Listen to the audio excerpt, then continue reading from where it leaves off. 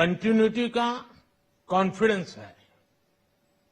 ये बजट विकसित भारत के 4 स्तंभ युवा, गरीब, महिला और किसान सभी को एम्पावर करेगा। निर्मला जी का ये बजट देश के भविष्य के निर्माण का बजट है। इस बजट में 2047 के विकसित भारत की नींव को मजबूत करने की गारंटी है। मैं निर्मला जी और उनकी टीम को बहुत बहुत बधाई देता हूं। साथियों, इस बजट में युवा भारत की युवा आकांक्षाओं का, भारत की यंग एस्पिरेशंस का प्रतिबिंब है। बजट में 2 महत्वपूर्ण निर्णय लिए गए हैं। रिसर्च और इनोवेशन पर 1 लाख करोड़ रुपए का फंड बनाने की घोषणा की गई है। बजट में स्टार्टअप्स को मिलने वाली टैक्स छूट के विस्तार का भी ऐलान किया गया है। साथियों, इस बजट में फिस्कल डेफिसिट को नियंत्रण में रखते हुए कैपिटल एक्सपेंडिचर को 11,11,111 करोड़ रुपए की ऐतिहासिक ऊंचाई दी गई है। अर्थशास्त्रियों की भाषा में कहें तो एक प्रकार से स्वीट स्पॉट है। इससे भारत में 21वीं सदी के आधुनिक इंफ्रास्ट्रक्चर के निर्माण के साथ ही युवाओं के लिए अनगिनत रोजगार के नए अवसर तैयार होंगे। बजट में वंदे भारत स्टैंडर्ड की 40,000 आधुनिक बोगियां बनाकर उन्हें सामान्य यात्री ट्रेनों में लगाने का ऐलान किया गया है।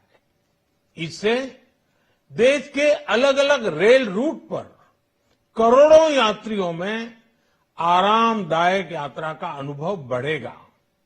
साथियों, हम एक बड़ा लक्ष्य तय करते हैं, उसे प्राप्त करते हैं और फिर उससे भी बड़ा लक्ष्य अपने लिए तय करते हैं।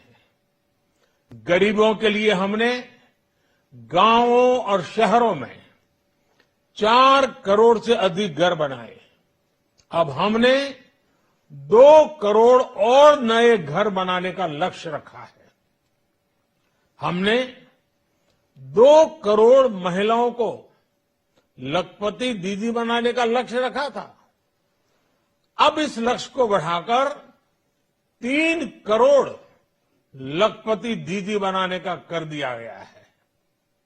आयुष्मान भारत योजना ने गरीबों की बहुत मदद की है। अब आंगनवाड़ी और आशा वर्कर, उन सबको इस योजना का लाभ मिलेगा। साथियों, इस बजट में गरीब और मध्यम वर्ग को एम्पावर करने, उनके लिए आय के नए अवसर बनाने पर भी बहुत जोर दिया गया है। रूफटॉप सोलर अभियान में 1 करोड़ परिवारों को सोलर रूफटॉप के माध्यम से मुफ्त बिजली प्राप्त होगी।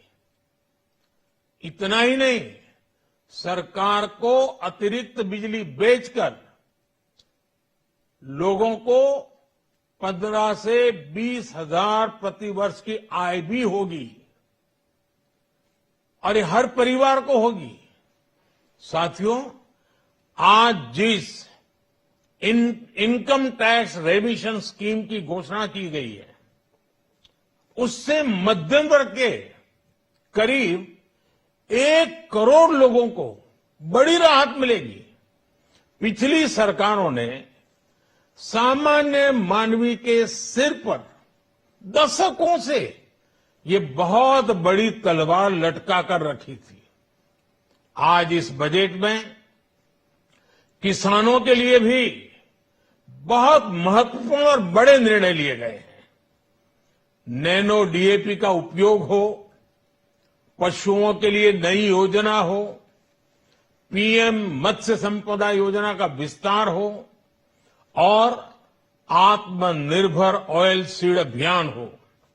इससे किसानों की आय बढ़ेगी और खर्च कम होगा। मैं एक बार फिर सभी देशवासियों को इस ऐतिहासिक बजट के लिए शुभकामनाएं देता हूं। बहुत बहुत धन्यवाद।